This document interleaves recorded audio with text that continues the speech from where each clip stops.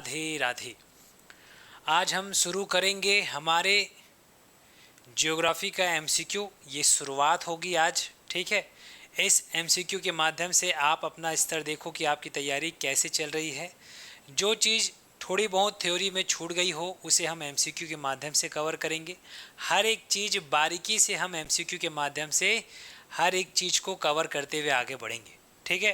तो शुरुआत हम ब्रह्मांड से करेंगे। ब्रह्मांड की उत्पत्ति कैसे हुई, ब्रह्मांड में क्या है, ब्रह्मांड में जो भी चीज़ें हैं उसके वैज्ञानिक का नाम, जिन्होंने खोज किया या अपनी राय दी, अपनी सिद्धांत दिए, वो सब चीज़ आज की क्लास में एमसीक्यू के माध्यम से हम चर्चा करेंगे।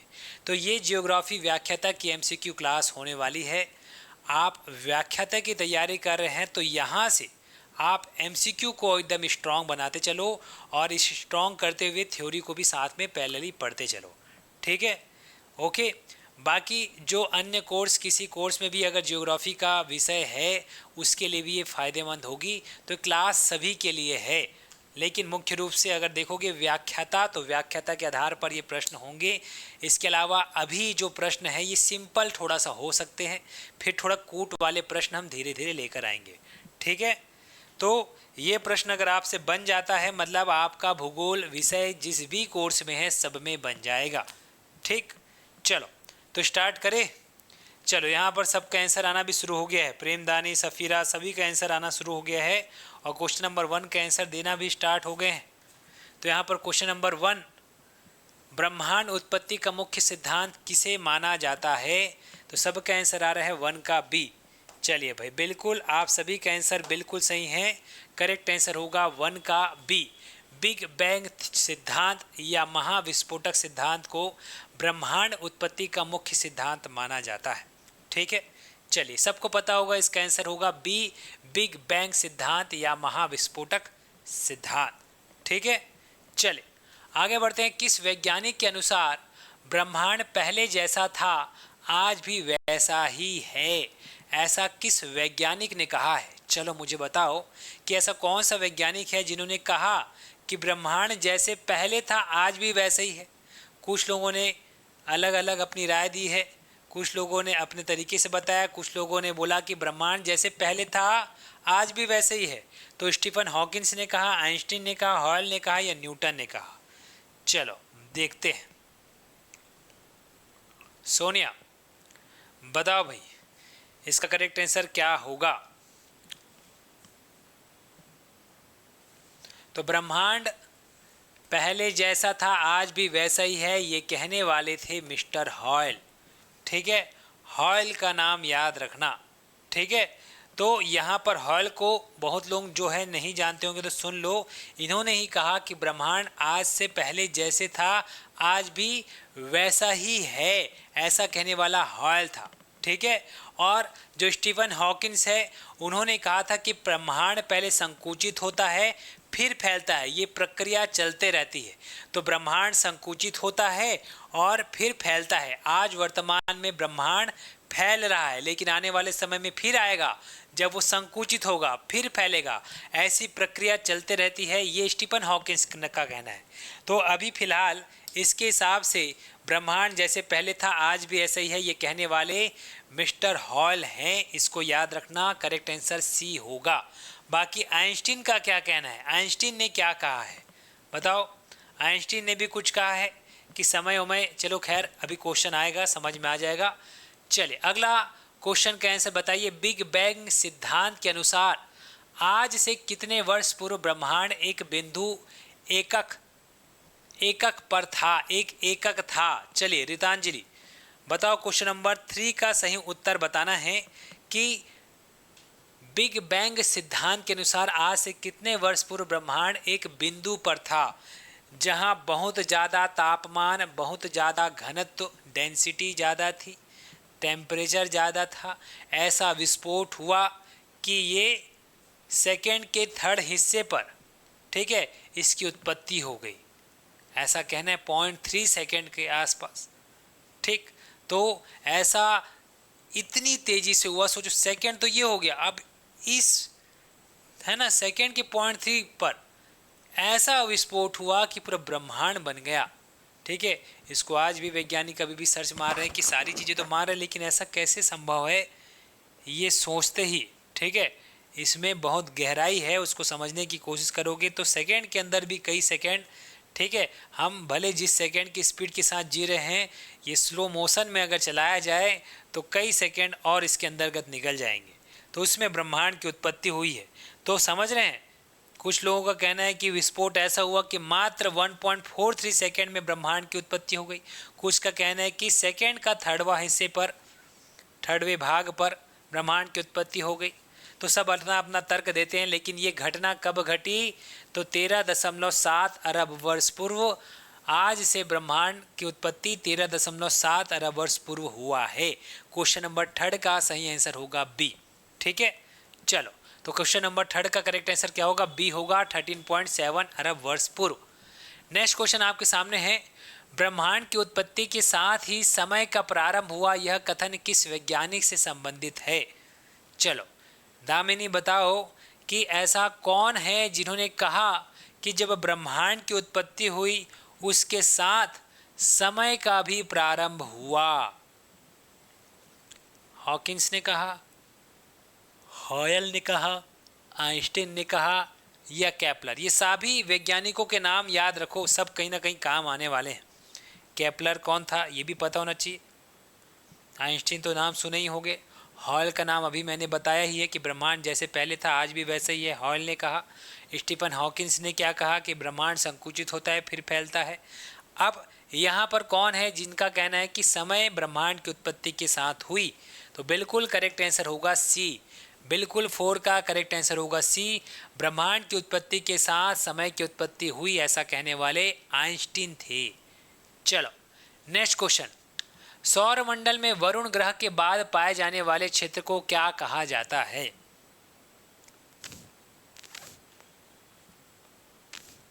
बताओ, सौरमंडल में वरुण ग्रह के बाद पाए जाने वाले क्षेत्र को क्या कहा जाता है। सफीरा, पट्टी बेल्ट, कूपर बेल्ट, आप लोगों को दिख तो रहा है ना अच्छे से, ज़्यादा छोटा तो नहीं हो रहा है क्वेश्चन का वो साइज, थोड़ा बड़ा करवाना है तो बता देना, छोटा है तो भी बता देना। तो यहाँ पर सौरमंडल में वरुण ग्रह के बाद पाए जाने वाले क्षेत्र को हम कूपर बेल्ट कहते हैं। वेरी गुड प्रेमदानी, करेक्ट आंसर क्या होगा, 5 का बी होगा, प्रेमदानी के नाम से जाना जाता है सौरमंडल में वरुण के बाद जो क्षेत्र है उसे कूपर बेल्ट। चलो ये तो सामान्य क्वेश्चन, थोड़ा सा लेवल बढ़ाते हैं, ठीक है। चलो आ जाओ क्वेश्चन नंबर 6, आप बताओ इसका करेक्ट आंसर क्या होगा। कुछ चीज़ें जो आप थ्योरी में नहीं पढ़े हैं, एमसीक्यू के माध्यम से मैं याद करवाऊंगा और समझाते चलूँगा, ठीक है। चलो, हमारी मंदाकिनी, मंदाकिनी ही क्या कहलाती है, याद रखना गैलेक्सी, तो गैलेक्सी वर्ड तो आपने सुना होगा, का नाम क्या है और इसके सबसे निकटतम मंदाकिनी कौन सी है। चलो, देवयानी और आकाशगंगा, आकाशगंगा और देवयानी, दूग्ध, मेघला और एंड्रोमेडा, या इनमें से कोई नहीं। बताओ क्वेश्चन नंबर 6 का सही उत्तर बताओ। चलो हर्षा बताओ भाई, क्या कहा जाता है हमारी मंदाकिनी यानी हमारी जो गैलेक्सी है उसे हम क्या कहते हैं। बताओ भाई, कोई बताओ जल्दी से। हर्षा का आंसर है 20, क्वेश्चन नंबर 6 का। बताओ 6 का बोल रहे हो कि किसका बोल रहे हो, 6 का बोल रहे हैं सी। चलो भाई देखते हैं। देखो भाई यहाँ पर थोड़ा सा समझाऊंगा, मंदाकिनी क्या है, मंदाकिनी किसे कहते हैं, तो असंख्य तारों के समूह को मंदाकिनी कहते हैं। गैलेक्सी किसे कहते हैं, असंख्य तारों के समूह को गैलेक्सी कहते हैं। याद करते चलना, असंख्य तारों के समूह को गैलेक्सी कहते हैं, ठीक है। जहाँ पर गैसों की मात्रा, धूल कण भरे होते हैं तारों के साथ साथ, ठीक है, क्लियर है। अब यहाँ पर हमारी मंदाकिनी यानी हमारी गैलेक्सी को इनमें से क्या कहते हैं, तो गैलेक्सी का नाम देवयानी है या आकाशगंगा है, और इसके सबसे निकटतम मंदाकिनी आकाशगंगा है या देवयानी। इस प्रश्न के हिसाब से उत्तर जमाना है। ये दोनों में अंतर है। ये देवयानी पहले दे दिया है, फिर आकाशगंगा दिया, इसमें पहले आकाशगंगा दिया है, फिर देवयानी दिया है। तो यहाँ पर समझना, ठीक है, हम जिस मंदाकिनी का हिस्सा हैं, ठीक है, उसे हम आकाशगंगा, मिल्की वे कहते हैं। क्या कहते हैं? मिल्की वे। ये मिल्की वे क्या है? ये आकाशगंगा है। हम जिस, है ना, हम जिस आकाशगंगा पर रहते हैं, मतलब जिस मंदाकिनी पर रहते हैं, उसका नाम क्या है? आकाशगंगा। सभी को पता होगा, ये बात सुने होंगे आप सभी, ठीक है। हम जिस जगह पर रह रहे हैं वो क्या है? तो मंदाकिनी असंख्य तारों का समूह है। ये समझ में आ गया, ठीक है, समझ में आ रहे हैं। और यही असंख्य तारे जो है मंदाकिनी के चारों ओर चक्कर लगा रहे हैं, और हमारी पृथ्वी के सबसे नज़दीक जो मंदाकिनी का हिस्सा है, ठीक है, समझ रहे हैं, उससे क्या ध्यान दिया गया बताओ? आकाशगंगा, बिल्कुल सफीरा। तो यहाँ पर करेक्ट आंसर क्या होगा? आकाशगंगा। ठीक, तो हमारी मंदाकिनी का नाम, हमारी गैलेक्सी का नाम आकाशगंगा है, याद रखना, ठीक है। यहाँ असंख्य तारों के जब समूह को दूरबीन से देखा गया था ना, तो यहाँ पर कई तारों का एक समूह जो दूध की तरह, दूध गंगा की तरह नजर आई। बात को समझना, जब दूरबीन से वैज्ञानिकों के द्वारा हमारी आकाशगंगा को देखा गया तो यहाँ पर दूध गंगा की तरह नजर आई, मतलब तारों के समूह एक दूध गंगा की तरह प्रवाह हो रही है, इसलिए हमारे गैलेक्सी को आकाशगंगा कहा गया। और हमारे गैलेक्सी के सबसे निकटतम जो गैलेक्सी है उसका नाम देवयानी है। ये दोनों नाम याद रखना, हमारी गैलेक्सी आकाशगंगा है और हमारी गैलेक्सी के सबसे नज़दीक गैलेक्सी देवयानी है। तो ब्रह्मांड क्या है? ब्रह्मांड यही असंख्य गैलेक्सियों का समूह, ठीक है। यहाँ पर असंख्य तारों का समूह एक गैलेक्सी है, समझ रहे हैं। अनंत अंतरिक्ष में अरबों खरबों मंदाकिनियां हैं। मंदाकिनी मतलब गैलेक्सी है। मेरी बात को समझना ध्यान से, फिर से जो मैं बोल रहा हूँ, ये ब्रह्मांड है। इस ब्रह्मांड में असंख्य गैलेक्सी है, असंख्य गैलेक्सी है।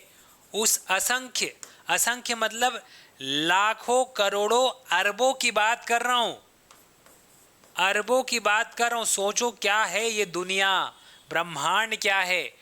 हम जिस गैलेक्सी में रहते हैं उसका नाम आकाशगंगा है।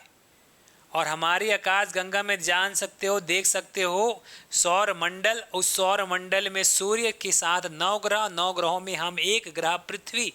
तो वो एक छोटा सा सौर मंडल, सौर मंडल मतलब ये आकाशगंगा गैलेक्सी हमारी, सौर मंडल हमारा, सौर मंडल छोटा सा, फिर वो गैलेक्सी कहाँ है। ऐसे ही गैलेक्सी अरबों की संख्या में है, और वही अरबों की संख्या की गैलेक्सी एक ब्रह्मांड बनाती है। समझ रहे हो कितना बड़ा है ये संसार, ये दुनिया, ये ब्रह्मांड जिसका कोई अंत ही नहीं है, ठीक है। और मंदाकिनी किसे कहते हैं, यानी गैलेक्सी किसे कहते हैं? हमारी गैलेक्सी आकाशगंगा है। तो असंख्य, असंख्य मतलब अरबों खरबों तारों के समूह को, ठीक है। ये गैलेक्सी क्या है? ये अरबों खरबों तारों का समूह है। तो अरबों खरबों तारे मिलकर के एक गैलेक्सी बनाते हैं, और ये एक गैलेक्सी अरबों खरबों गैलेक्सी मिलके एक ब्रह्मांड बनाते हैं। समझ रहे हैं? तो सोच के देखो। और हमारे जो वैज्ञानिक है उन्होंने दूरबीन के माध्यम से जब पहली बार देखा तो दूध गंगा की तरह तारे नजर आए, इसलिए इसका नाम ही गंगा, मतलब गंगा कैसी गंगा, आकाश गंगा पड़ गया। इसलिए हमारी गैलेक्सी आकाश गंगा, और जो हमारी गैलेक्सी के सबसे नज़दीक गैलेक्सी है उसे देवयानी कहते हैं।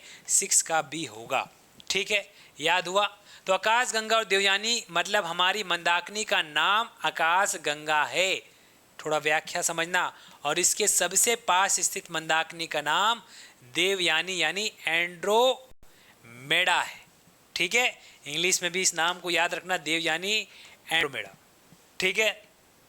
बढ़ाऊं गाड़ी आगे, चलो आगे बढ़ते हैं। मतलब इस गैलेक्सी, मतलब मान के चलो एक गैलेक्सी है ऐसा, ठीक है।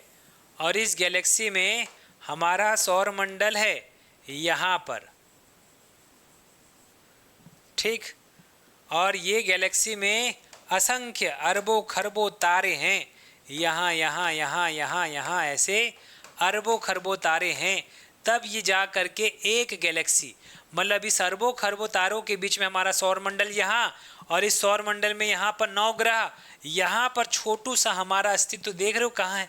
और ये एक गैलेक्सी, ऐसे ही अरबों खरबों गैलेक्सी है। और हमारे इस गैलेक्सी के सबसे नज़दीक जो गैलेक्सी है उसे हम देवयानी कह रहे हैं। तो ऐसे अरबों खरबों गैलेक्सी है। सोचो, इतने बड़ी दुनिया में आपका टेंशन इतना बड़ा कि कुछ नज़र नहीं आता है कि नहीं, बात सही। तो टेंशन वेंशन लेके ज़िंदगी ना जियो। आ जाओ।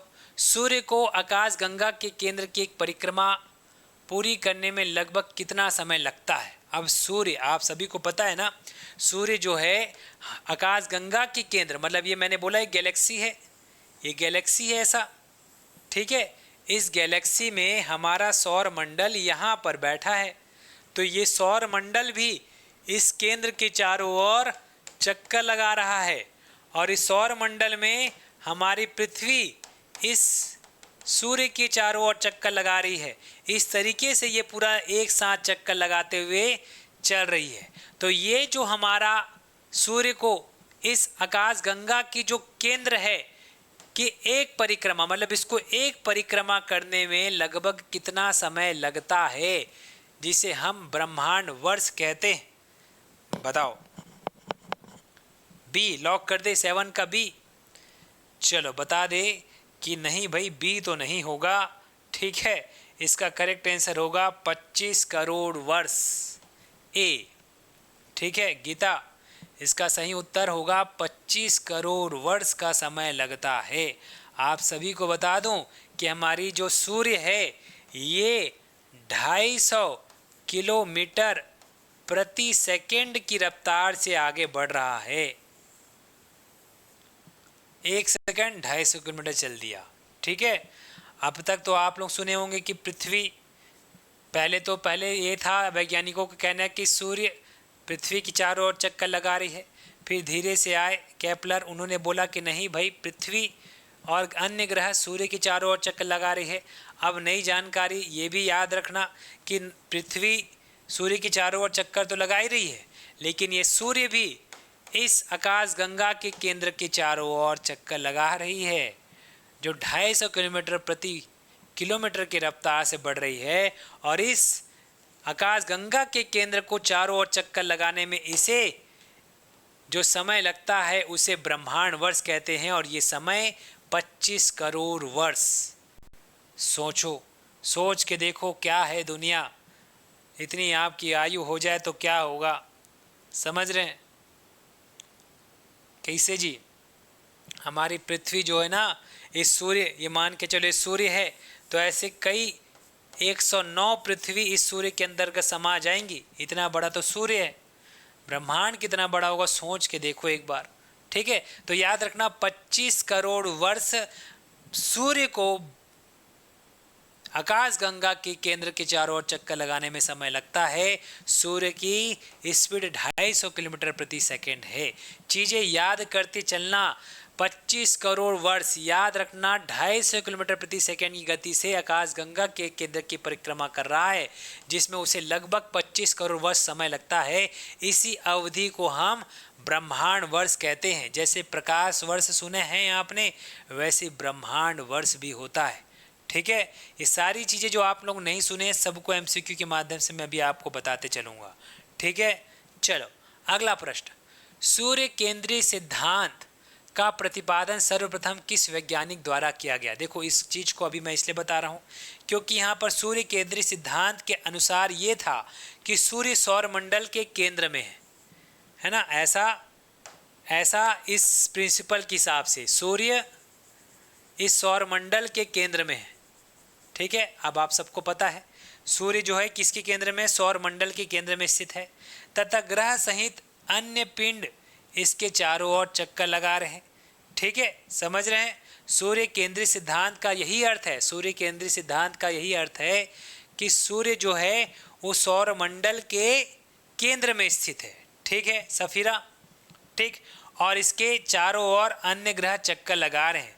इस सिद्धांत का सर्वप्रथम प्रतिपादन किसने किया, बताओ। पहले तो लोगों का ये कहना था कि पृथ्वी केंद्र पर है, लेकिन ये तो समझ में आ गया कि इस के चारों ओर चक्कर कई ग्रह लगा रहे हैं। बताओ बताओ किसने कहा ऐसी बात।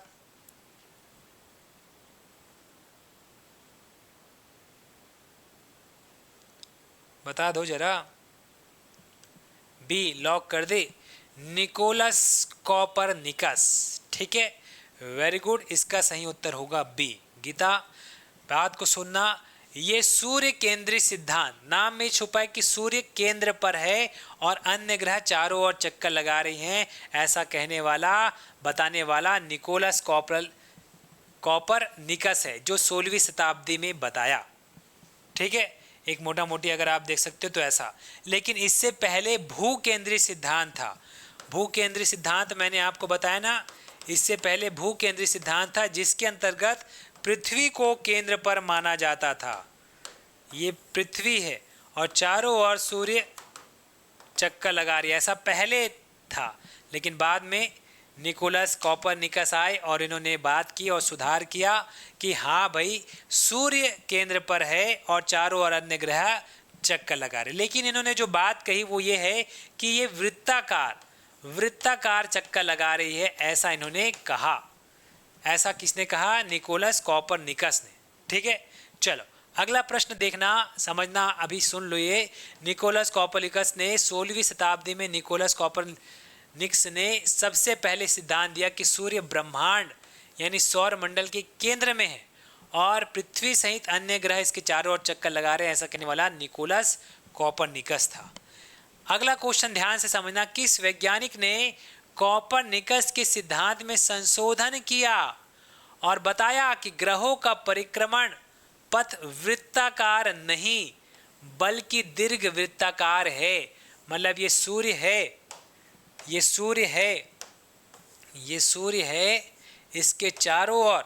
इसके चारों ओर जो चक्कर लग रहा है वो वृत्ताकार नहीं बल्कि ऐसा अंडाकार है। ऐसा बताने वाला कौन था? दीर्घ वृत्ताकार। गैलीलियो ने, आइजैक न्यूटन ने, जोहान्स केपलर ने या अल्बर्ट आइंस्टीन ने? चलो बताओ, ये सब नाम को याद करते चलो भाई, सब याद होगा।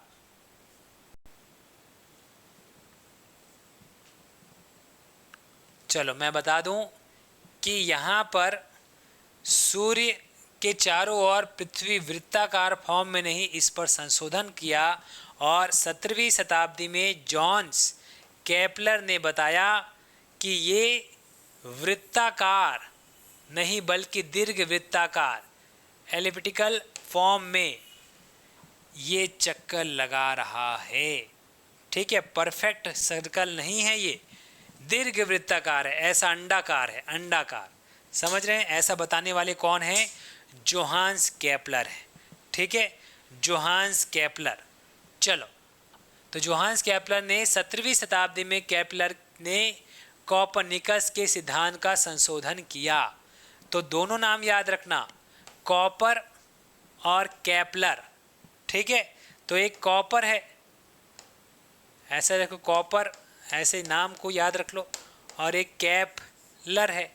तो कॉप है और दूसरा कैप है, भूलना नहीं। कॉप मतलब कैप मतलब क्या? तो कॉप ने पहले सिद्धांत दिया सूर्य केंद्रीय प्रिंसिपल, जिसके हिसाब से सूर्य के चारों ओर वृत्ताकार, परफेक्ट वृत्ताकार में चक्कर लगा रहे हैं ग्रह।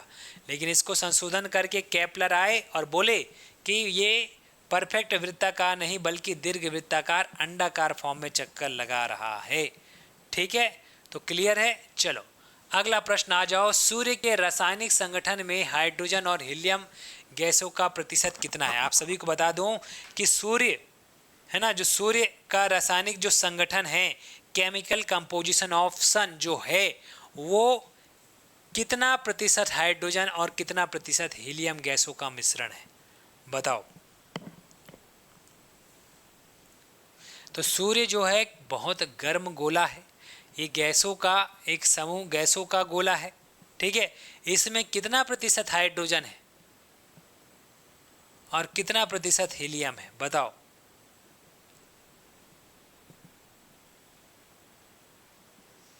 तो हाइड्रोजन का प्रतिशत 27 है। ये हिसाब से, क्वेश्चन के हिसाब से ये 27 इधर और 71 इधर लिखा होना चाहिए था। ऑप्शन में तो ऐसा है भी नहीं, तो आप ऑप्शन को बी ही लेके चलना। लेकिन याद रखना, हाइड्रोजन की बात कर रहा है। हाइड्रोजन सही तो लिखा है, सही लिखा है जी, 71% सही लिखा है, ठीक है ठीक है। हीलियम 27%, तो हाइड्रोजन 71% है और हीलियम 27% है। तो दोनों को आप जोड़ो तो बचे कुछ अन्य हैं।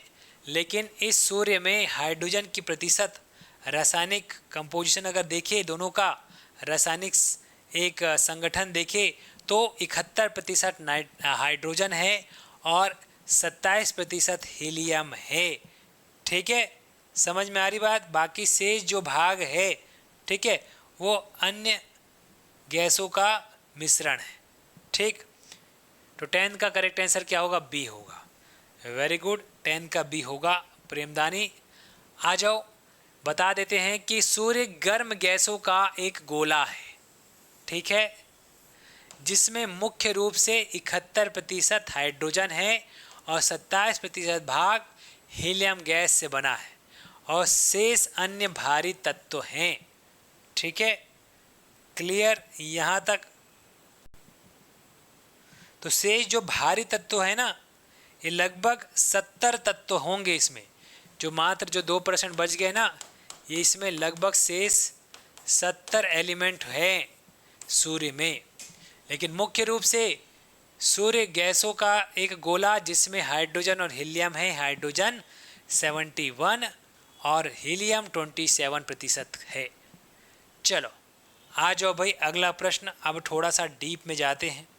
कैसा लग रहा है सफ़ीरा प्रश्न? ऐसा लग रहा होगा कि सब चीज़ें देख करके एकदम नया नया लग रहा होगा। आप इसको पहले एमसीक्यू के माध्यम से पढ़ो, ठीक है। थ्योरी इसी में ही अपन कनेक्ट करते हुए चल रहे हैं अभी। चलो, सूर्य ग्रहण के समय दिखाई देने वाला सूर्य के सबसे बाहरी भाग परत को क्या कहा जाता है? तो सूर्य ग्रहण का जो समय जब दिखता है, ठीक है, उस समय सूर्य के सबसे बाहरी भाग, जो सबसे बाहरी लेयर है, उसे क्या कहा जाता है? प्रकाश मंडल, वर्ण मंडल, सूर्य किरण, कोरोना या संवहन मंडल? बताओ।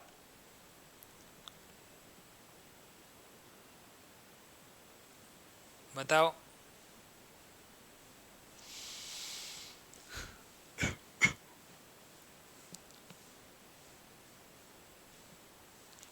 चलो, ये भी प्रश्न एकदम नया होगा कुछ लोगों के लिए। फटाफट बताओ। चलिए, अभी अपने पास टाइम है 1 बजे तक, तो फटाफट बताओ।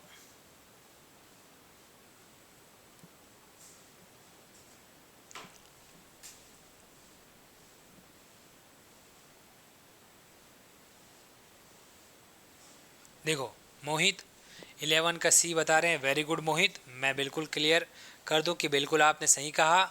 समझना, सुनना, जब सूर्य ग्रहण पूरी तरह से सूर्य ग्रहण पड़ता है, ठीक है, तो उस समय इस सूर्य के चारों ओर एक चमकता हुआ, ये सूर्य है, और इस सूर्य के चारों ओर चमकता हुआ एक तीसरी लेयर दिखती है।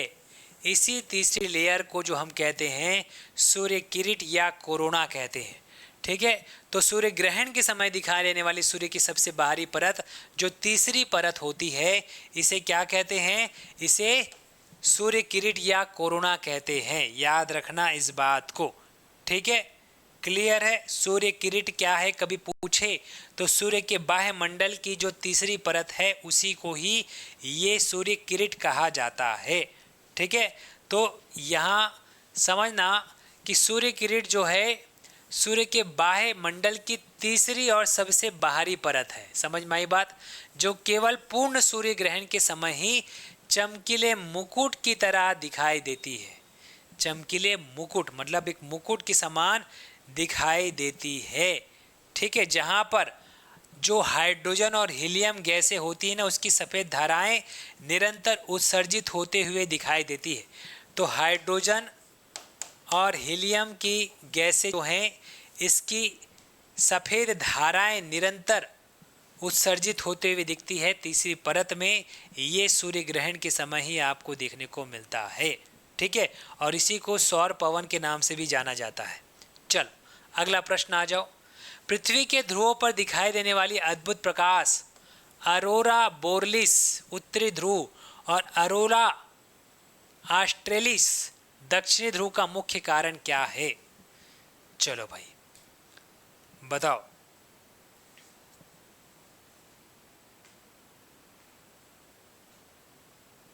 चलो बताओ।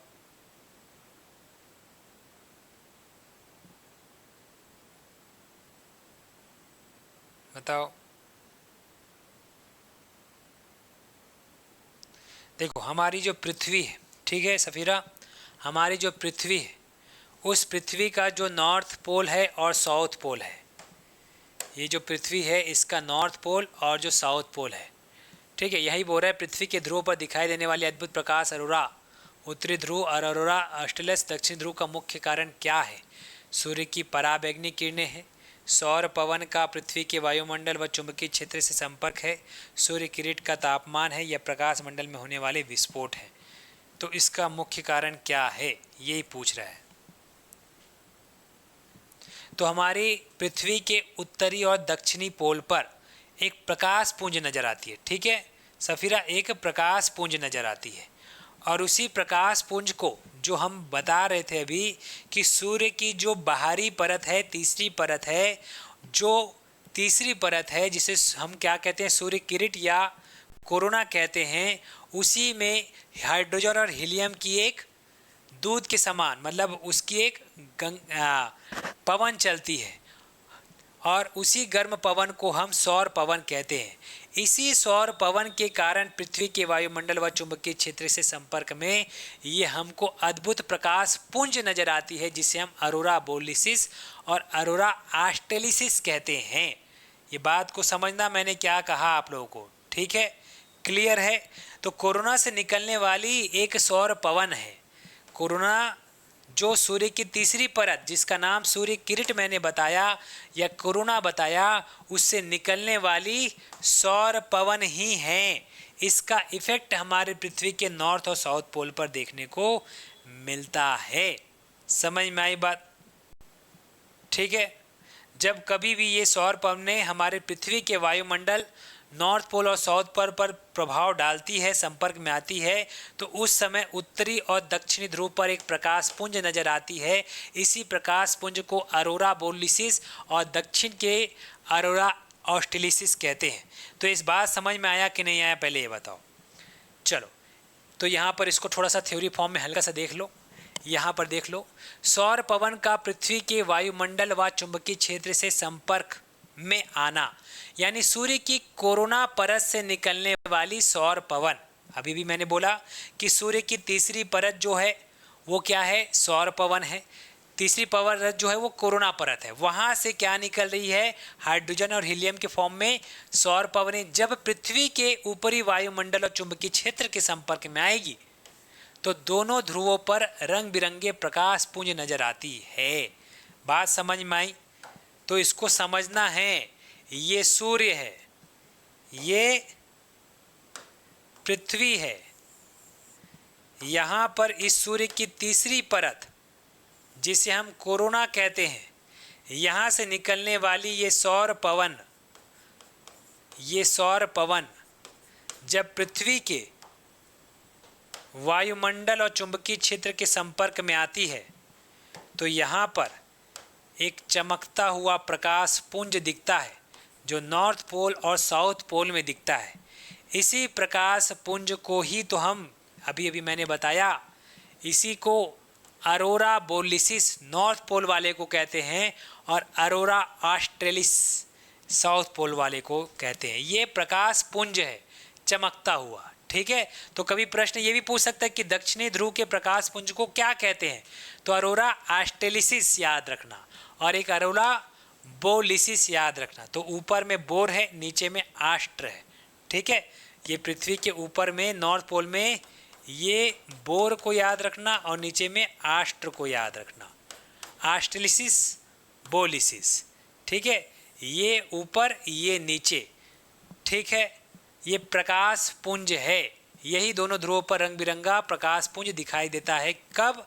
सौर पवनें जब हमारी पृथ्वी के नॉर्थ पोल साउथ पोल के संपर्क में, यानी पृथ्वी के वायुमंडल के और चुंबकीय क्षेत्र के संपर्क में आएगी, तो ये नॉर्थ और साउथ पोल पर प्रकाश पुंज नजर आती है, जिसे बोर और आष्ट्रे के नाम से जानते हैं, ठीक। चलो अगला प्रश्न, सौर मंडल के वे कौन से दो विशिष्ट ग्रह है जो अन्य ग्रहों के विपरीत दिशा में दक्षिणावर्त घूर्णन करते हैं?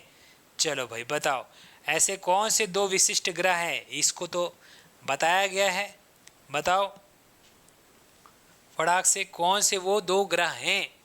मतलब हमारी पृथ्वी, ये हमारा सूर्य है, इस सूर्य के चारों ओर चक्कर लगा रही है पृथ्वी, सभी को पता है पृथ्वी, ठीक है, पश्चिम से पूर्व की ओर घूम रही है, सभी को पता है पश्चिम के पूर्व की ओर घूम रही है, और हमारी पृथ्वी इस सूर्य के चारों ओर चक्कर लगा रही है। तो इसके विपरीत में कौन चक्कर लगा रहा है, यही प्रश्न है। चलो बताओ।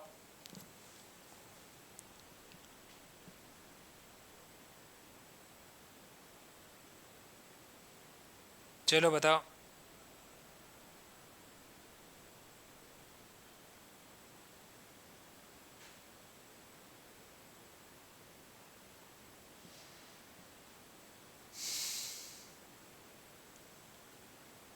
थर्टीन का बी, शुक्र और यूरेनस, अरुण। चलो भाई वेरी गुड, आपका बिल्कुल आंसर सही ही है, ठीक है। शुक्र और यूरेनस जो है, ठीक है, जो अन्य ग्रहों के विपरीत दिशा में क्लॉकवाइज घूर्णन करते हैं, ठीक है। तो ये बात सबको पता होना चाहिए कि यहाँ पर शुक्र और यूरेनस जो है घड़ी की दिशा में घूमते हैं, और जो अन्य ग्रह हैं वो काउंटर क्लॉकवाइज घूमते हैं। तो क्लॉकवाइज शुक्र और यूरेनस का नाम याद रखना, शुक्र और अरुण दोनों को याद रखना। बाकी जितने ग्रह हैं वो इसके विपरीत, मतलब कुल मिला के हमारे पृथ्वी के विपरीत ये शुक्र और यूरेनस घूमते हैं। ये बात आपको पता है कि नहीं पता है, बताओ।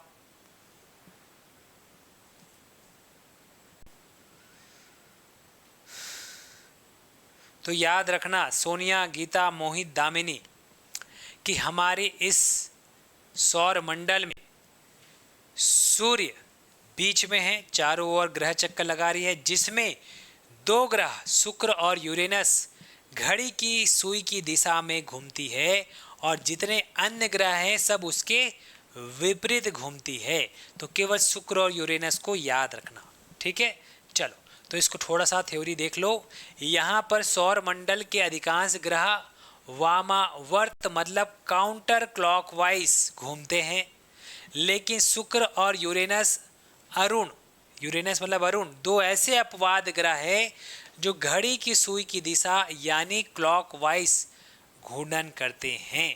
ये बात पता था सबको कि नहीं पता था, बताओ सोनिया, पता था? चलो अगला प्रश्न आ जाओ, सौर मंडल के ग्रहों को विशेषताओं के आधार पर किन दो भागों में बांटा गया है? बताओ भाई।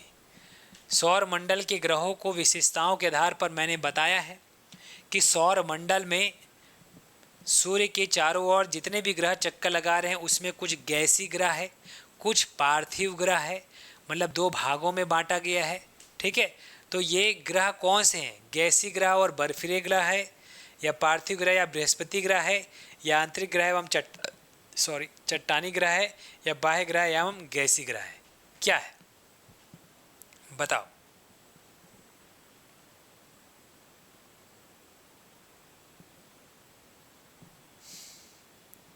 चलो तो मैं आप लोगों को बता दूं कि जो हमारी सूर्य है, ठीक है, चलो मैं एक बार और बता देता हूं। जब भी मैंने पढ़ाया था बताया था कि ये सूर्य है। सूर्य के सबसे नज़दीक ग्रह का नाम मैंने बताया था कि शुरुआत बुध से होती है, बुध के बाद शुक्र के बाद आएगा बुध गुरु के बाद आएगा शुक्र, शुक्र के बाद एक छोड़ दो शनि, रवि मतलब हमारी पृथ्वी, फिर रविवार के बाद सोम को छोड़ दो मंगल आएगा, मंगल ठीक। मंगल के बाद बुध को छोड़ो तो फिर गुरु यानी बृहस्पति आ जाएगा। बृहस्पति के बाद शुक्र को छोड़ो तो फिर शनि आ जाएगा।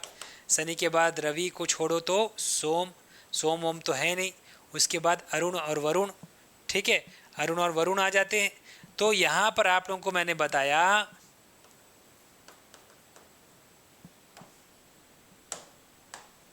सबसे नज़दीक ये है, फिर ये है, फिर ये, फिर ये जो चारों है, इसी को हम क्या कहते हैं? पार्थिव ग्रह कहते हैं। और जो ये चारों है, इसे हम क्या कहते हैं? बृहस्पति ग्रह कहते हैं, या इसे हम गैसी ग्रह भी बोलते हैं, गैसी ग्रह, ठीक है। तो यही पूछ रहा है कि सौर मंडल के ग्रहों की विशेषताओं के आधार पर इन्हें दो भागों में बांटा गया है, वो कौन कौन सा है? तो ये वही है पार्थिव ग्रह, एक समूह यहाँ से यहाँ तक का, और दूसरा गैसी ग्रह यानी बृहस्पति ग्रह, दूसरा समूह ये है। इसमें हम इसे वर्गीकृत किए हुए हैं, ठीक है, समझ गए? क्लियर है? बन जाएगा। तो ये चार ग्रह पार्थिव है, मतलब स्थली ग्रह है। पार्थिव मतलब स्थली है, और बृहस्पति मतलब गैसी है। तो ये स्थली है, ये चार गैसी है, इसलिए कभी जीवन जीना संभव है बोलते तो बुध में तो संभव नहीं, सूर्य के बहुत नज़दीक, ये भी संभव नहीं, कुछ अलग ही दिशा में घूम रहा है क्लॉकवाइज में। और ये मंगल जो है, ये सूर्य से दूरी भी बना के रखा है, एक स्थली ग्रह है, तो पृथ्वी के अलावा, इसलिए चांसेस मंगल पर ज़्यादा है कि मंगल पर जीवन संभव है। इसलिए मंगल पर अभी थोड़ा प्रयास जारी है, क्योंकि सूर्य से एक दूरी पर भी है, ठीक है, मंगल ग्रह। बुध और शुक्र पर संभव नहीं, सूर्य के नज़दीक, ठीक। चलो आ जाओ अगला प्रश्न। निम्नलिखित में से कौन सा ग्रह पार्थिव ग्रह के अंतर्गत शामिल नहीं है? अब बताओ भाई, ऐसे प्रश्न आएगा तो क्या नहीं बन पाएगा आपसे? बताओ सफीरा, गीता, प्रेमदानी, कि कौन से पार्थिव, पार्थिव मतलब समझ जाओ स्थली ग्रह को बोल रहा है, टेरेस्ट्रियल प्लैनेट के अंतर्गत शामिल नहीं है। तो सबसे पहले मैंने बोला बुध है, गुरु को छोड़ो, एक बार छोड़ दो, बुधवार के बाद गुरु को छोड़ दो, शुक्रवार आ गया तो शुक्र आएगा, शुक्रवार के बाद शनिवार को छोड़ोगे तो रविवार आ गया, रविवार के बाद सोमवार को छोड़ो तो मंगलवार आ गया। तो ये बुध ग्रह, शुक्र ग्रह, रवि मतलब पृथ्वी ग्रह और मंगल ग्रह, यही चार ग्रह हैं जो पार्थिव ग्रह है, जो शामिल नहीं है। तो ये शामिल है, ये शामिल नहीं है। वेरी गुड, बन जाएगा। तो 15 का डी सही उत्तर होगा। अगला प्रश्न आपके सामने है, कहाँ गया जी? बृहस्पति ग्रहों को उनकी गैसी बनावट के कारण गैसी ग्रह भी कहा जाता है। मैंने अभी भी बताया कि बृहस्पति ग्रहों को गैसी बनावट के कारण गैसी ग्रह भी कहते हैं। इनमें कौन सी दो ग्रह शामिल हैं? बता दो भाई आप लोग, गैसी ग्रह में कौन से दो ग्रह शामिल हैं?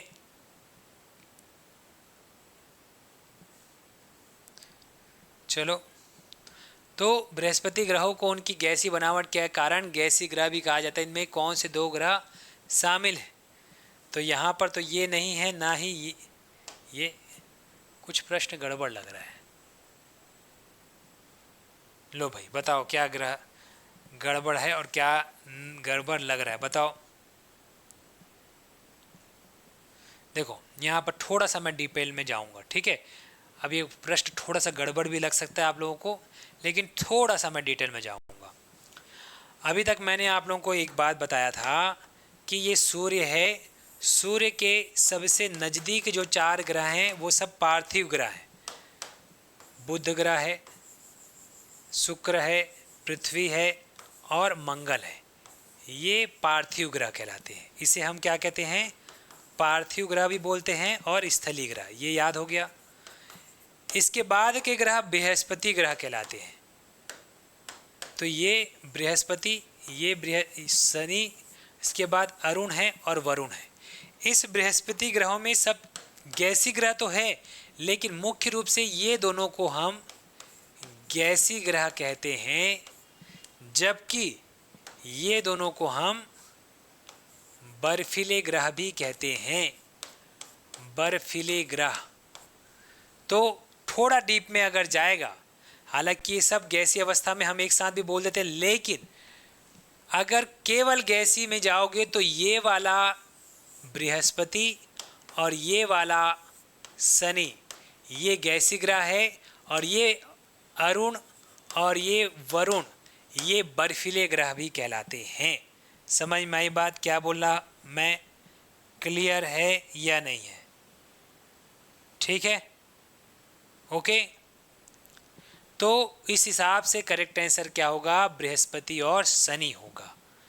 ठीक, बृहस्पति और शनि को हम गैसीय ग्रह और बर्फीले ग्रह के रूप में अरुण और वरुण को जाना जाता है, तो इसलिए उसे याद रखना। बर्फीले ग्रह बोले तो अरुण और वरुण, लेकिन जो पार्थिव ग्रह है इसे स्थलीय ग्रह भी बोलते हैं। और क्या नाम दे सकता है इसका? इसे आंतरिक ग्रह भी बोलते हैं, और इसे बाह्य ग्रह भी बोलते हैं। ठीक है, ये याद रखना। चलो अगला प्रश्न, नेक्स्ट क्वेश्चन आपके सामने है। यहाँ समझ जाओ, बृहस्पति शनि, बृहस्पति ग्रहों में से बृहस्पति और शनि को गैसीय ग्रह कहते हैं और अरुण और वरुण को बर्फीले ग्रह भी कहा जाता है। ठीक है, चलो नेक्स्ट क्वेश्चन। आकार के आधार पर सौरमंडल के ग्रहों को सही घटते क्रम बड़े से छोटा कौन सा है, जमाइए। लो भाई जमाओ, मैं इसको अच्छे से डिटेल में बताया हूँ। सबसे बड़ा कौन सा है, सबसे छोटा कौन सा है, आकार के आधार पर आपको जमाना है। सबसे बड़ा, ब से बड़ा, ब से नाम है बृहस्पति। तो आप लोगों को तरीका बताया हूँ कि सबसे बड़ा कौन सा है, फिर छोटा कौन सा है। बताओ, आंसर बताओ।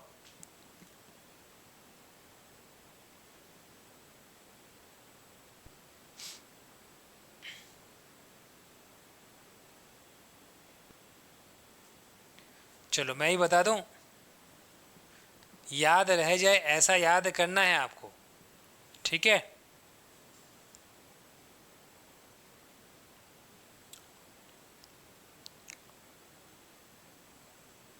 नहीं दिख रहा है? छोटा छोटा हो गया है क्या ज़्यादा? चलो अगली क्लास थोड़ा सा साइज को बड़ा करवाता हूँ। ठीक है, बताऊँ मैं अब कि बन जाएगा? आंसर बताओ, आंसर नहीं आया कभी तक किसी का?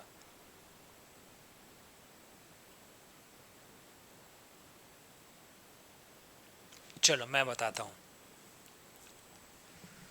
देखो ये सूर्य है, ठीक है।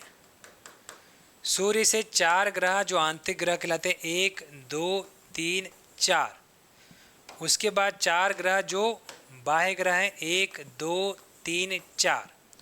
तो जब भी आकार की बात करेगा ना, तो याद रखना आकार में सबसे बड़ा यहाँ से शुरू करना, ऐसा जाना। तो सबसे बड़ा मैं ऐसे नंबरिंग कर रहा हूँ, समझ जाना आप। ये है, फिर ये है, फिर ये है, फिर ये है। ठीक है, तो सबसे बड़ा में बृहस्पति है, फिर शनि है, फिर अरुण, फिर वरुण है। ठीक, उसके बाद 5वें पर ये है, 5वें पर ये है। ठीक है, 6वां, 7वां, 8वां, ऐसे याद रखना। ठीक है, 5 6 7 8। तो अब इसको जमा लो। सबसे बड़ा बृहस्पति, हाँ भाई बृहस्पति है, यहाँ पर भी है, यहाँ पर भी है। उसके बाद शनि है, यहाँ पर भी है, यहाँ पर भी। ये वाला गलत हो गया, ये वाला भी गलत हो गया। अब 2 ऑप्शन दिख रहे हैं। शनि के बाद आप बताओ, यूरेनस नेपच्यून या नेपच्यून यूरेनस? बताओ। अब यहाँ नाम अरुण और वरुण नहीं दिया है, तो अरुण को यूरेनस कहते हैं कि नेपच्यून को कहते हैं? इसमें भी कई लोग कंफ्यूज आ जाते हैं, कई लोगों के साथ ऐसा होता है। तो बताओ भाई, किसे यूरेनस कहते हैं, अरुण को कि वरुण को? किसे यूरेनस कहा जाता है, ये अब आपको बताना है। बताओ, ए आंसर है, सबका लॉक कर दे।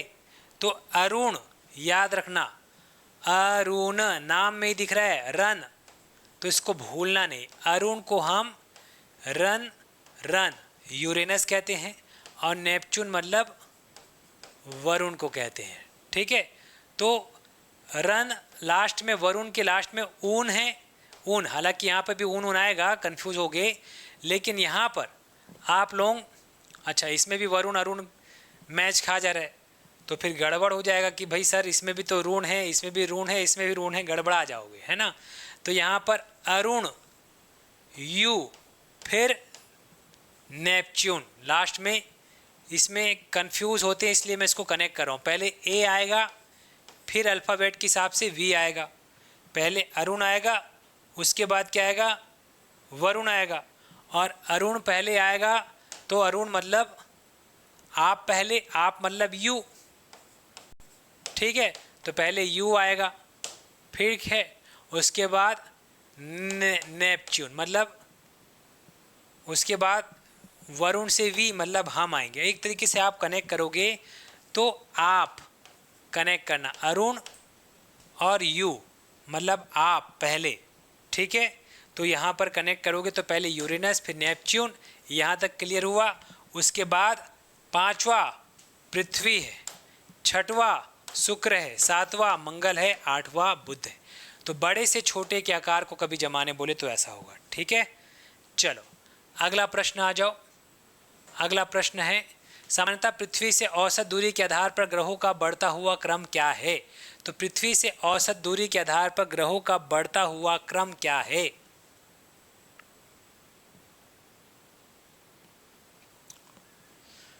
पृथ्वी से औसत दूरी के आधार पर ग्रहों का बढ़ता हुआ क्रम क्या है, चलो बताओ।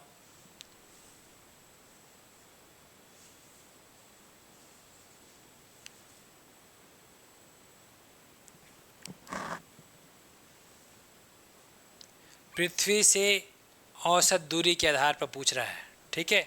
1 2 3 4 5 6 7 8,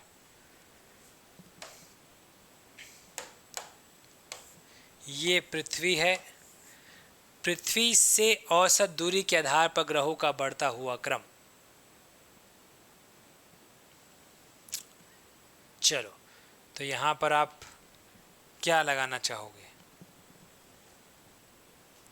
सूर्य से बढ़ती हुई आधार पर तो ठीक है, लेकिन पृथ्वी से दूरी के आधार पर ग्रहों का क्रम क्या है, इसको आपको नहीं पता होगा। इसको अभी अपन याद करवाते हैं।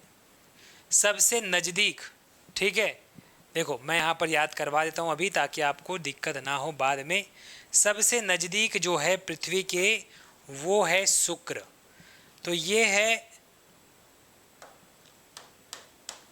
पृथ्वी, नीले रंग की पृथ्वी। इसके सबसे नज़दीक अगर ग्रह पूछोगे तो ये शुक्र आ जाता है, ठीक है। शुक्र, शुक्र के बाद अब सीधी सी बात है दूसरा कौन सा दिख रहा है इसके नज़दीक। अब इस बार या तो शुक्र होता है या तो मंगल होता है, इसी में कंफ्यूज हो गया आप। या तो शुक्र पहले होगा या तो मंगल होगा। तो मैं बता दूं कि सबसे नज़दीक शुक्र है और उसके बाद मंगल है। पृथ्वी की दूरी के आधार पर काउंट करें अपन तो सबसे नज़दीक शुक्र है फर्स्ट नंबर पर, दूसरे नंबर पर दूरी पर मंगल है, तीसरे नंबर पर यहाँ पर बुध आ जाएगा। बुध, ये क्रम दूरी के आधार पर तीसरे नंबर पर दूरी पर बुध आ जाएगा। फिर चौथे नंबर पर यहाँ बृहस्पति आ रहा है, तो चौथे नंबर पर दूरी के हिसाब से बृहस्पति आएगा। फिर उसके बाद तो लगा ही सकते हो, पाँचवें पर शनि, छठवें पर अरुण, सातवें पर वरुण। कुछ गड़बड़ किया क्या मैं यहाँ पर? हाँ, पृथ्वी को छोड़ के तो सातवां बड़ा वरुण। समझ में आई बात? तो इस हिसाब से देखोगे तो पृथ्वी के सबसे नज़दीक शुक्र है, बिल्कुल ओके है, फिर मंगल है, फिर बुध है, फिर बृहस्पति है, फिर शनि है, फिर यूरेनस, फिर नेपच्यून, मतलब ऑप्शन बी होगा। तो पृथ्वी के हिसाब से पृथ्वी से औसत दूरी के आधार पर ग्रहों का बढ़ता क्रम पूछा है। तो ये भी आपसे बनना चाहिए। प्रश्न कैसे बन रहा है समझ रहे हो? तो हर तरीके का प्रश्न आपसे बनना चाहिए।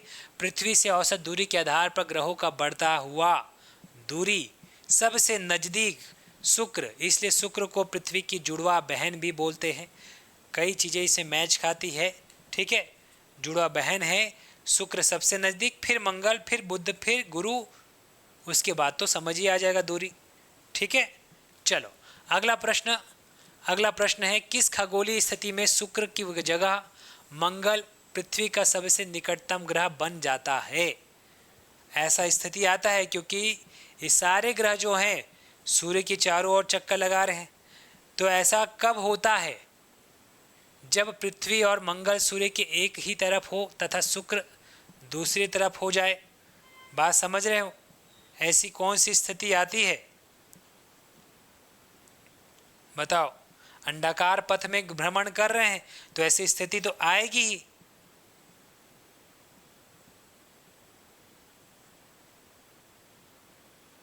बताओ। तो ऐसी स्थिति कब आएगी? आप सभी को मैं अभी अभी बताया हूँ। शांता समझना कि हम सब ने देखा कि सूर्य के चारों ओर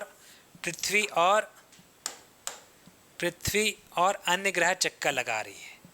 अब मान के चलो पृथ्वी यहाँ पर है और मंगल यहाँ पर है। ये दोनों खगोलीय स्थिति में ऐसा समय आएगा जब पृथ्वी के सबसे नज़दीक मंगल बन जाएगा। क्यों ऐसी स्थिति आएगी? क्योंकि पृथ्वी और मंगल की दिशा सेम है, एंटी क्लॉकवाइज। ठीक है, ये सेम है। लेकिन शुक्र की दशा, शुक्र क्लॉकवाइज, इसके विपरीत में घूम रहा है। मतलब जब शुक्र इधर होगा तो ये पृथ्वी से ज़्यादा दूर हो जाएगा और ये पृथ्वी के नज़दीक हो जाएगा। तो ऐसी खगोलीय स्थिति आती है। कब आती है? तो जब पृथ्वी और मंगल के विपरीत पहुंच जाए, मतलब इधर है और जब ये विपरीत पहुंच जाए, कौन? शुक्र। तो ये विपरीत दिशा में घूम रही है दोनों के, ये दोनों तो सेम दिशा में घूम रही है, मतलब एक दूसरे के नज़दीक बने हुए रहेंगे हमेशा। लेकिन शुक्र का समय ऐसा आएगा कि जब घूम करके वापस आएगा तो यहाँ पर नज़दीक भी आ जाएगा। तो ऐसी खगोलीय स्थिति भी आएगी कि ये एक दूसरे के विपरीत होंगे, तब ये दूरी पर ज़्यादा होंगे मंगल से। समझ में आ रही बात? क्योंकि दीर्घ वृत्ताकार पथ पर घूम रहे हैं और दीर्घ वृत्ताकार पथ पर घूम रहे हैं तो ऐसी स्थिति आएगी जब शुक्र दूर हट जाएगा। तो जब पृथ्वी और मंगल सूर्य के एक ही तरफ हो तथा शुक्र दूसरी तरफ हो, ऐसी स्थिति में ये मंगल पृथ्वी के नज़दीकम ग्रह बन जाएगा। समझ में आई बात? ठीक है, चलो चलो चलो इसका व्याख्या देख लो। अंडाकार पथ पर परिक्रमण के दौरान, अंडाकार पथ पर परिक्रमण के दौरान जब पृथ्वी और मंगल सूर्य के एक ही और पास आ जाते हैं तो शुक्र विपरीत दिशा में होता है, तब मंगल पृथ्वी के सबसे करीब आ जाता है। ठीक है, चलो। तो कभी आप मंगल ग्रह में पहुंच गए, ठीक है, और हम पृथ्वी पर रहे तो वहाँ से देख सकते हैं, नज़दीक आ जाओगे तो हाय हेलो दूर से कर लेंगे। ठीक है शांता। सौरमंडल का सबसे छोटा ग्रह कौन सा है जो सूर्य का एक चक्कर सबसे कम अवधि 88 दिन में पूरा करता है? चलो आज की क्लास का ये लास्ट प्रश्न रखते हैं, फिर हम और करेंगे धीरे धीरे। थोड़ा सा ये सब प्रश्नों को देखते चलो। सौरमंडल का सबसे छोटा ग्रह कौन सा है जो सूर्य का एक चक्कर मात्र 88 दिन में पूरा करता है? मात्र होता है, मात्र ही है, सबसे नज़दीक है। हमारी पृथ्वी तो 365 दिन लगा देती है, तो 88 दिन में चक्कर पूरा करने वाला ये ग्रह बुध है और कोई नहीं। ठीक है, सी इसका सही उत्तर होगा। तो क्वेश्चन नंबर 20 का करेक्ट आंसर क्या होगा? सी होगा। समझ में आई बात? क्लियर है सभी को यहाँ तक? ठीक, तो चलिए आज की क्लास को यहीं तक रखते हैं। ठीक, क्वेश्चंस जो करा रहा हूँ उसको बस आप बेसिक तरीके से करते चलो, पूरा सिलेबस ख़त्म करते चलेंगे, बेसिक चीज़ों को जानते हुए आगे बढ़ेंगे। ठीक है, एमसीक्यू के माध्यम से। तो आज की क्लास फिर यहीं तक रखते हैं, फिर एमसीक्यू हम नेक्स्ट क्लास में कराएंगे मंडे। आज के लिए इतना ही, फिर मिलते हैं नेक्स्ट क्लास। धन्यवाद, राधे राधे। वीडियो में सब चीज़ क्लियर है ऐसा मैं उम्मीद करता हूँ। अगर अच्छी लगी हो तो लाइक कर देना। ठीक है, चलो भाई, धन्यवाद सभी को।